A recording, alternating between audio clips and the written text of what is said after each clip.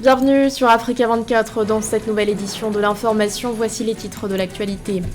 Le bilan du 65e sommet des chefs d'État de la CEDEAO à Abuja, sommet durant lequel le dirigeant nigérian Bola Tinubu a été réélu à la tête de l'organisation. Il aura la lourde tâche de lui donner un nouveau souffle après le départ du Mali, du Niger et du Burkina Faso.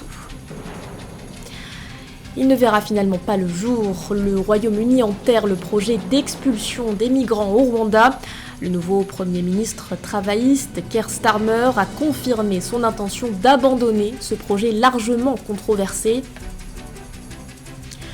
Et puis, deuxième succès de Binyam Girmay au Tour de France. Le cycliste érythréen a remporté la 8e étape de la compétition le 6 juillet. Les détails à suivre dans ce journal.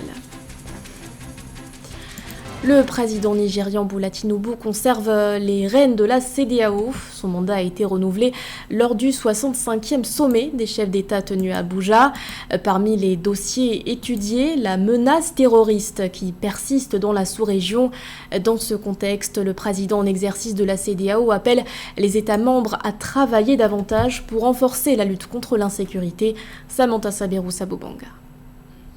Réélu à la tête de la CEDEAO dimanche 7 juillet 2024, le président nigérian Bola Tinubu a exhorté les dirigeants d'Afrique de l'Ouest à travailler ensemble pour établir et maintenir une force régionale en attente face aux menaces sécuritaires croissantes auxquelles fait face la région. Once again, review the situation in our region. À l'occasion de la 65e session ordinaire de l'autorité des chefs d'État et de gouvernement de la Communauté économique des États de l'Afrique de l'Ouest, je tiens à vous exprimer toute ma profonde gratitude pour le soutien constant que vous m'avez apporté au cours de l'année écoulée, depuis que j'ai pris la présidence de la CEDEAO. Constitutional changes of government. S'exprimant lors de l'ouverture de la 65e session ordinaire de la conférence des chefs d'État et de gouvernement de la Communauté économique des États de l'Afrique de l'Ouest, CEDEAO, dans la capitale nigériane Abuja, Bola Tinubu a souligné l'utilité d'une force en attente et demandé aux États membres de s'engager davantage pour fournir des ressources nécessaires à la sécurité de la région. Peaceful and secure society is essential. Les pays membres affichent également leur engagement à lutter contre l'insécurité en augmentant individuellement leur budget de défense pour acquérir les équipements nécessaires et assurer la préparation.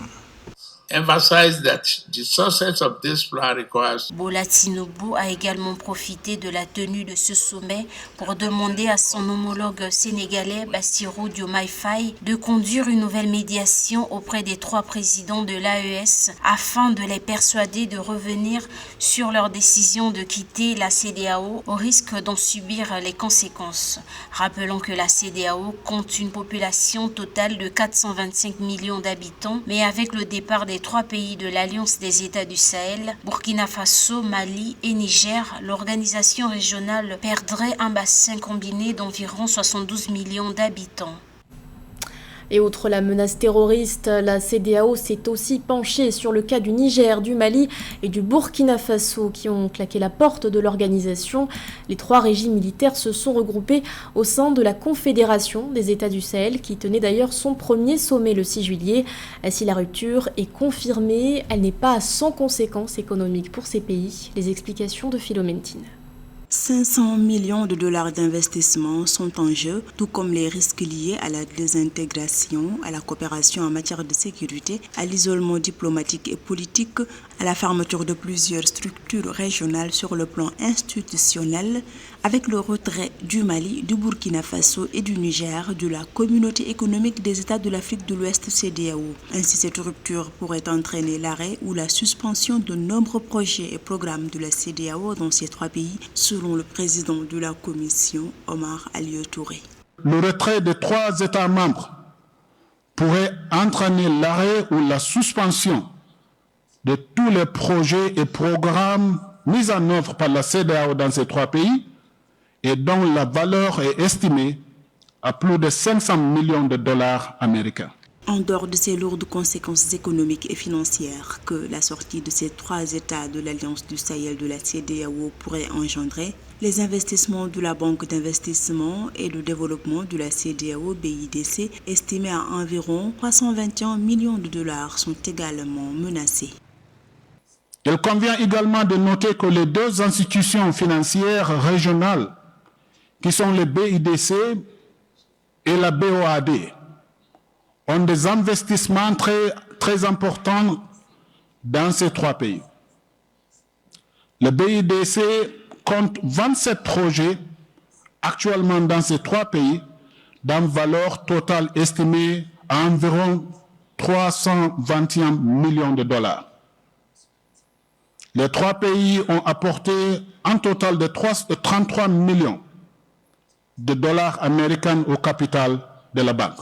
Sur le plan institutionnel, Omar Alieu Touré a averti que la crise au sein de la CEDEAO entraînerait la fermeture de plusieurs structures régionales au Mali, au Burkina Faso et au Niger, affectant la perte d'infrastructures régionales qui serait un revers significatif pour l'intégration et le développement régional en Afrique de l'Ouest. Dans l'actualité également, des peines capitales prononcées contre des militaires en République démocratique du Congo. 22 soldats ont été condamnés à mort ce lundi. Ils ont été reconnus coupables de fuite devant l'ennemi. Ces militaires faisaient face au M23 qui sème la terreur dans l'Est congolais. Une situation sécuritaire de nouveau stigmatisée dans un rapport de l'ONU.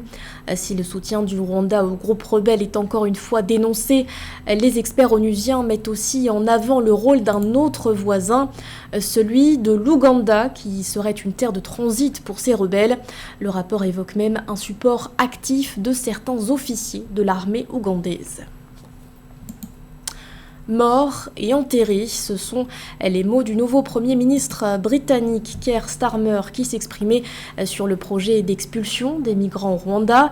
L'ancien avocat a confirmé son intention d'abandonner ce projet lancé en 2022 et largement contesté, notamment par les Nations Unies qui avaient estimé qu'il n'était pas compatible avec le droit international. Catherine Gombey.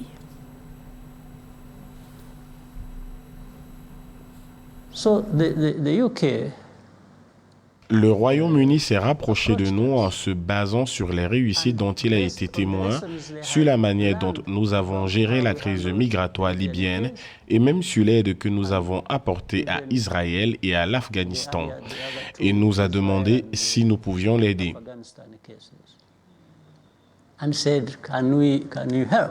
C'est en 2022 que le président rwandais, s'exprimant lors d'une interview, annonçait l'intention d'accepter l'accord britannique de déportation des demandeurs d'asile vers son pays. Seulement 2 ans après, l'accord controversé au sein de l'opinion internationale vient d'être révoqué.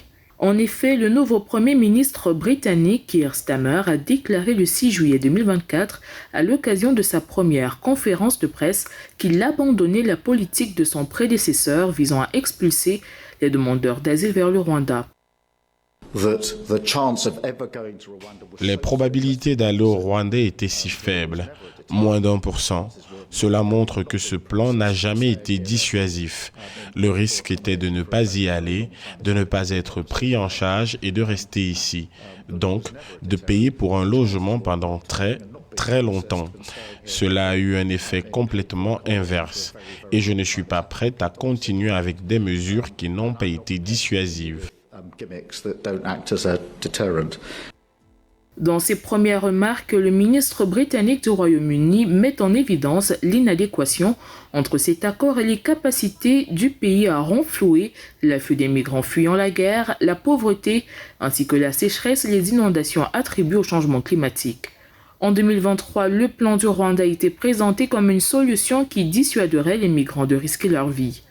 Jusqu'à présent, il a coûté des centaines de millions de dollars au gouvernement et n'a jamais pris son envol. Le déploiement de ce programme était déjà mort et enterré avant même d'avoir commencé. Il n'a jamais été dissuasif. Regardez les chiffres qui ont été enregistrés au cours des 6 premiers mois et demi de cette année. Ce sont des chiffres records. Voilà le problème dont nous héritons.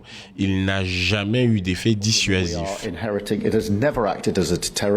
Le Royaume-Uni et le Rwanda ont signé le 5 décembre 2023 un nouveau traité relatif à l'accueil des migrants expulsés du Royaume. L'accord initié le 19 décembre 2022 n'avait pas encore été acté en raison de son illégalité déclarée par la Cour suprême britannique. Selon certains observateurs, la fin du programme laisse également un point d'interrogation sur le sort des 50 000 migrants destinés à être expulsés.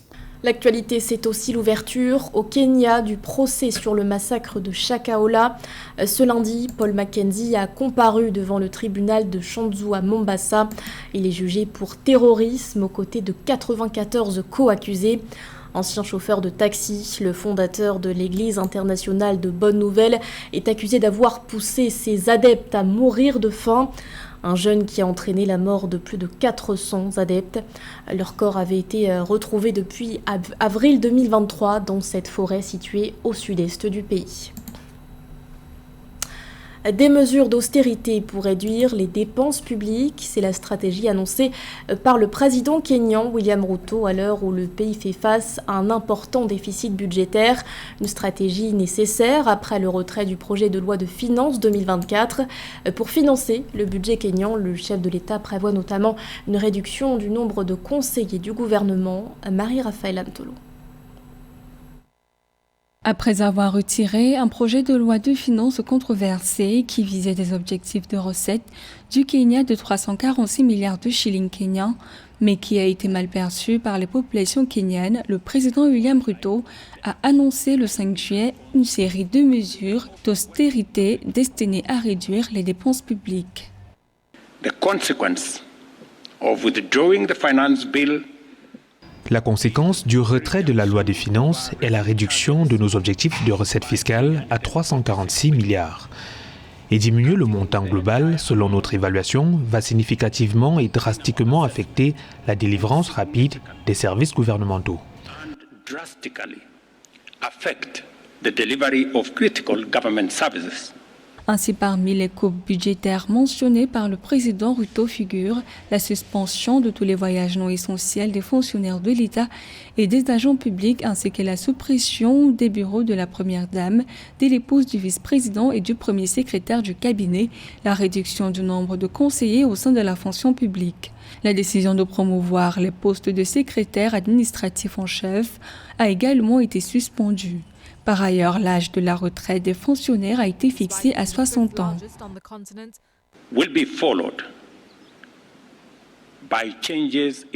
Les dites instructions seront suivies par les changements dans la gouvernance que je vais entreprendre bientôt. Nous sommes déterminés à porter ces mesures et d'autres interventions afin d'améliorer la qualité et l'efficacité ainsi que la transparence à servir le peuple kényan.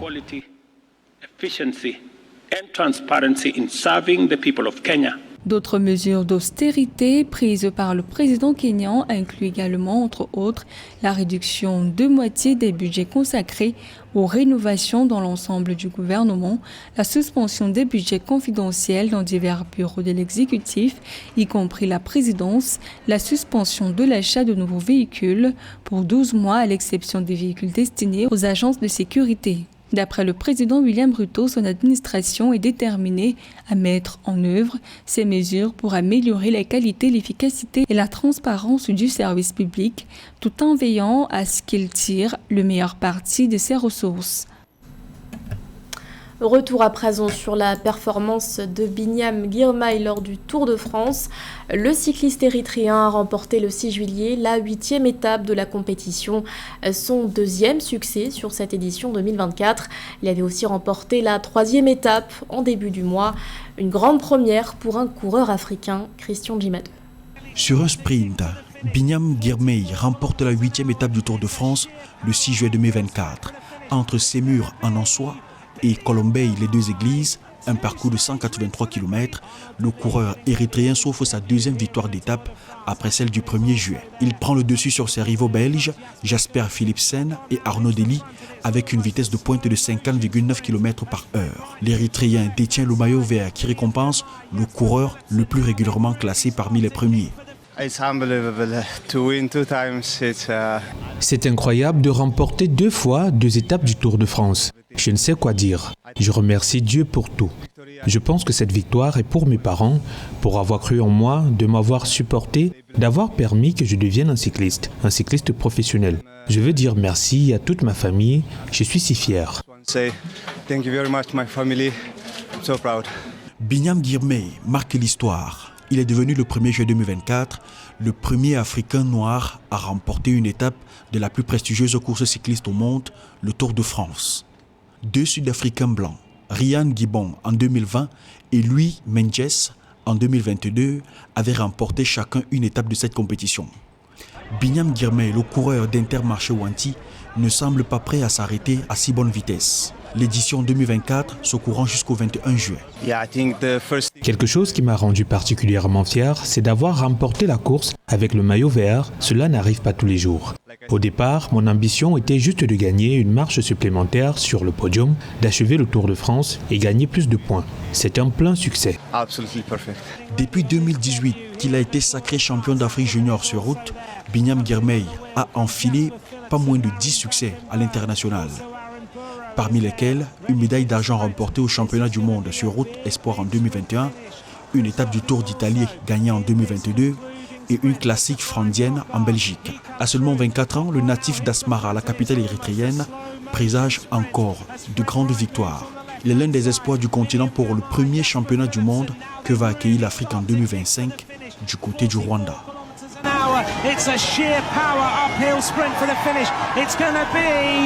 C'était le journal de la rédaction. Merci de votre fidélité. Restez avec nous, l'actualité continue sur Africa 24.